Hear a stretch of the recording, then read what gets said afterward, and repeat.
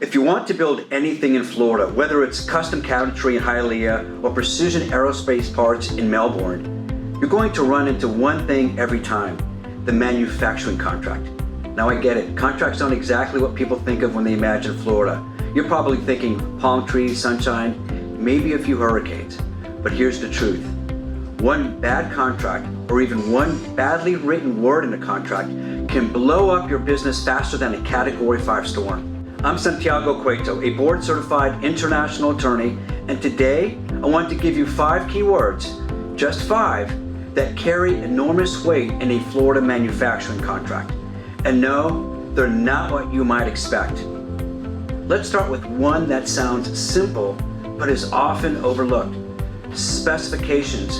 You'd be shocked how many deals fall apart because the parties don't agree on what's actually being manufactured. Specifications aren't just dimensions of materials. We're talking tolerances, testing standards, finishing details.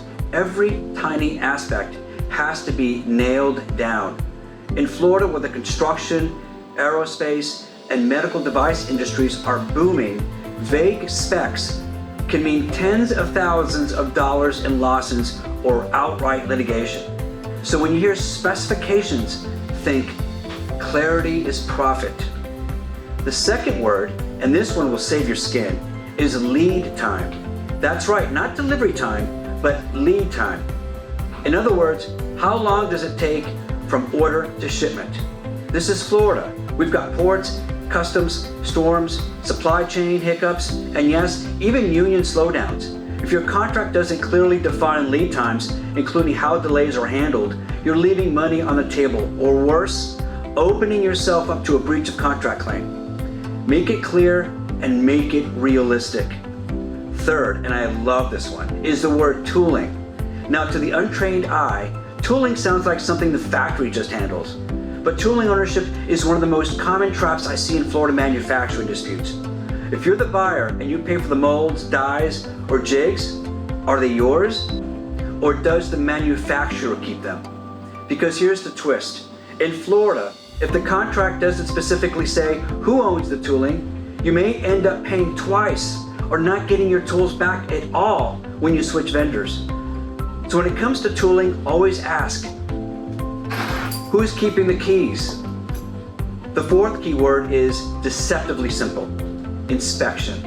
And here's the problem. Most contracts allow inspection before acceptance, but they don't say how long you have or what happens if something's wrong. Florida's commercial code gives you some protection, but relying on default law is like relying on sunscreen after the burn. Spell it out.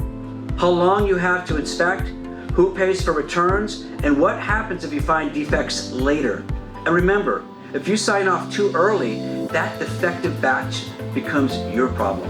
And finally, the fifth word, and arguably the most powerful one in any Florida contract, is indemnification. This is the word that keeps your phone from ringing when something goes terribly wrong. Let's say the part you manufacture ends up in a machine that fails, causing a fire in a Miami warehouse. Who's on the hook?